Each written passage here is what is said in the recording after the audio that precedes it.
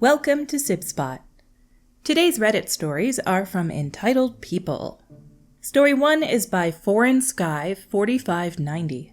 Nail Tech wanted 25% tip after he already charged my card, hurt my leg, sneezed on my foot, and demanded cash. He said there was an ATM in the next door to pull out cash. This MFer gave me a Charlie horse and I had to tell him to stop twice after jerking my leg back. Then I got a rash from the irritated hair follicles because I had shaved and he was rubbing this sharp salt scrub like sandpaper. My leg was red. I told him, please, no leg or foot massage before the pedicure. Of course, he was speaking another language on his phone the whole time and didn't follow directions. When he was cutting my nail, he sneezed on his glove and my foot and didn't change the glove. Just said sorry.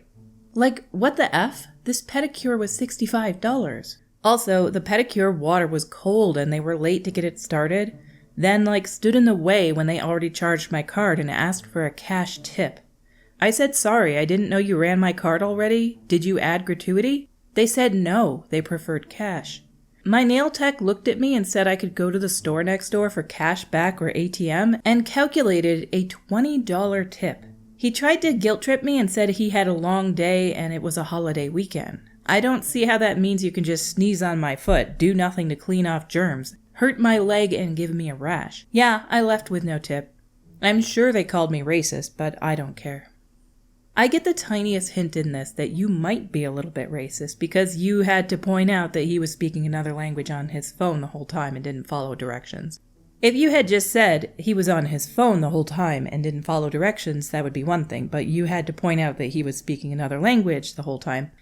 However, he should be disinfecting your foot if he sneezed on it. But how many of you have spotlessly germ-free feet? We walk on our feet. You walk through houses, I can promise you're going to have germs on it. It's not acceptable for a pedicurist to sneeze on your foot and not clean it up, but we do have germs on our feet. They're not sterile.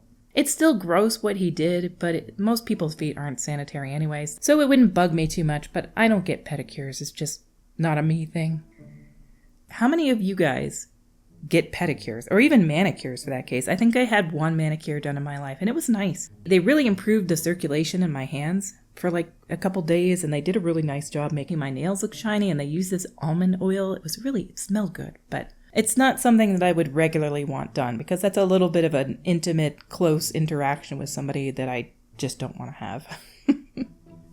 This actually brought a reply from somebody who is a nail tech down in the comments by Read Something. Licensed nail tech here, 30 plus years. Just to add an FYI for you and anyone else reading. Never shave before a pedicure. It is not a date. Shaving causes microabrasions and tears and can open up your skin to infection, especially in a shop that may not practice ideal sanitation. I'm sorry you had such an awful experience. Word of mouth is a salon's best friend or worst enemy. Review and post. Our next story is by Magnum Muskox. Did you just take my picture? I like birds. I had spent the better part of the day in airplanes trying to avoid small talk and elbows of strangers, and after dropping off my luggage at the hotel, I take a stroll towards the nearest park to unwind and watch birds. On the way, I meet a woman coming towards me in athletic gear, walking a bull terrier on a short leash. Now, I'm a bit nervous of certain dog breeds, so I step off the sidewalk as they approach and back on again as they pass. From behind me, I hear, "Did you just take my picture?" Confused, I turn around to see the lady in a power stance glaring at me. "What? Did you just take my picture?" she asks. No, I assume she's referring to the camera and telephoto lens I have hung around my neck. Remember, I like birds.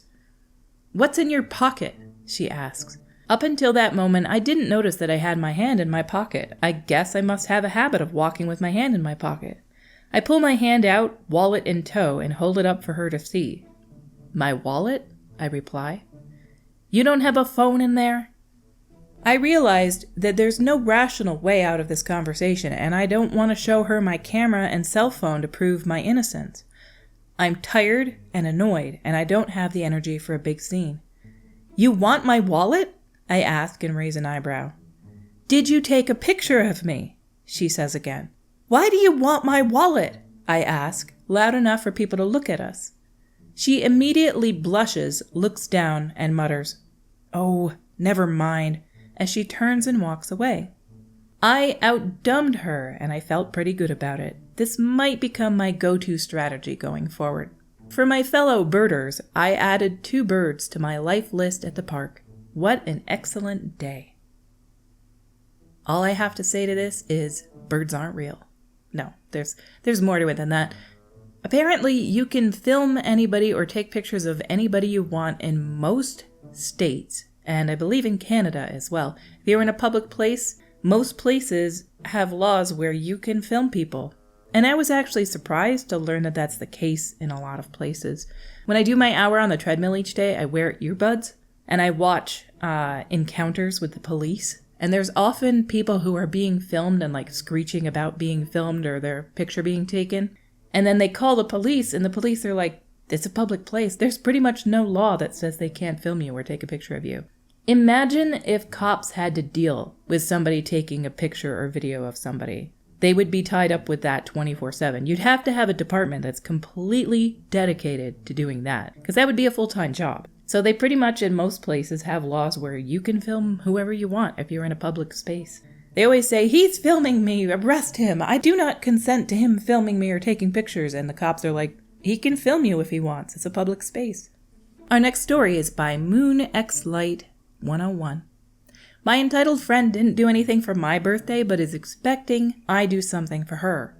I went out with my friends for my birthday back in February. My one friend bought me lunch, 3 beautiful gifts that mean so much to me, and even a birthday cake. I was so surprised, and I really felt so special. She even posted a lovely Instagram story about me.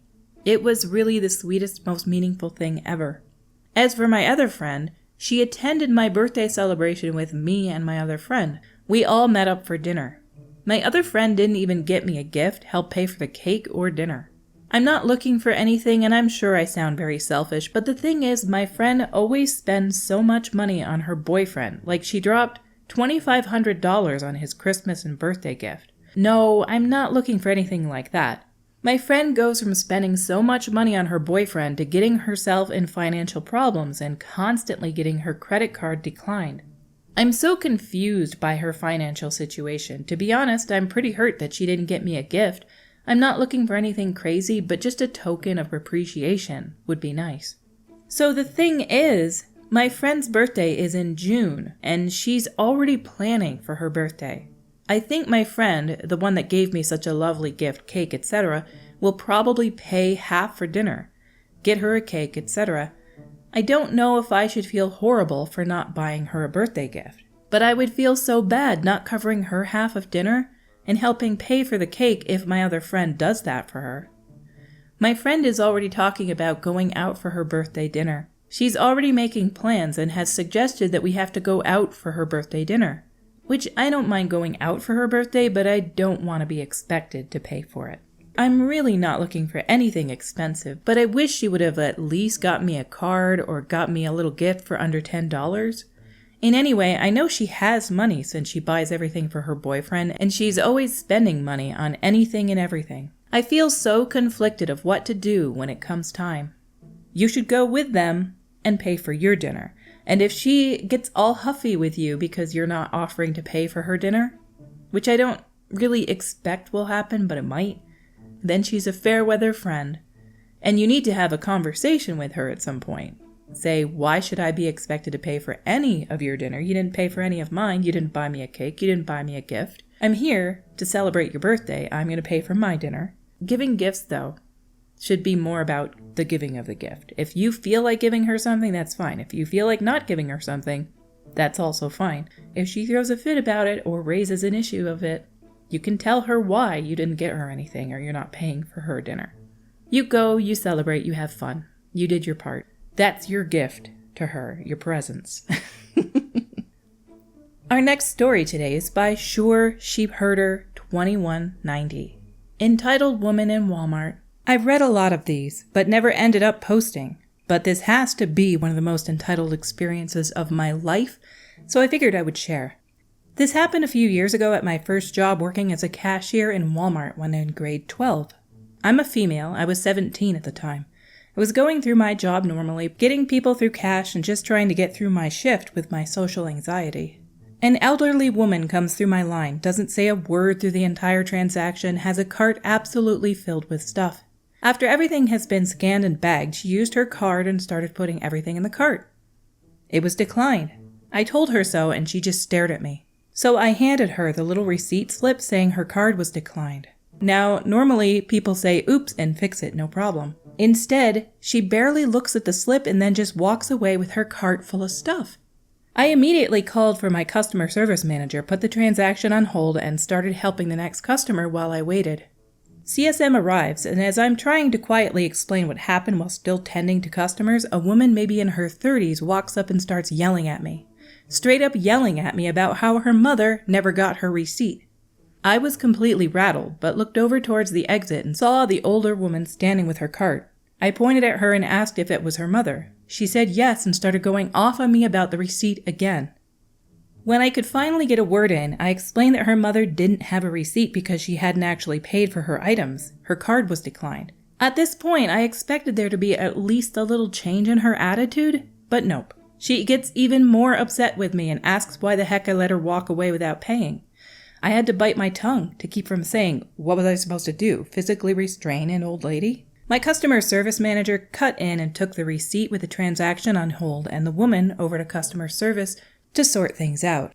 Afterward, he came back over with a coworker and had her take over my line so I could give him the full story on what happened. He told me that I did the right thing in that situation, apologized that I got yelled at by a customer, and told me to go ahead and go on my break. I honestly just couldn't believe that this woman tried to blame me for her mother's card being declined and act like I was an absolute villain for such a small thing that I could not have controlled. Some people are just nasty, and some people actually get nasty when they're embarrassed by something, and it's like a fight or flight thing with them and they just go off on people, and they might regret it later, but I don't know. You can never tell unless you're actually in a situation what kind of person you're dealing with. Is it an entitled, awful woman? Or is it somebody who's really high-strung on their emotions and they'll calm down at another point? Because most people are generally good people, right? That's what they always say. Until you dive into the cesspool of these kinds of stories, then you find out some people just aren't as nice as they try to come off. Maybe I'm not a nice person. Dun dun dun! Okay. Anyway, our stories for today have come to a close. Until we meet again, have a magnificent day.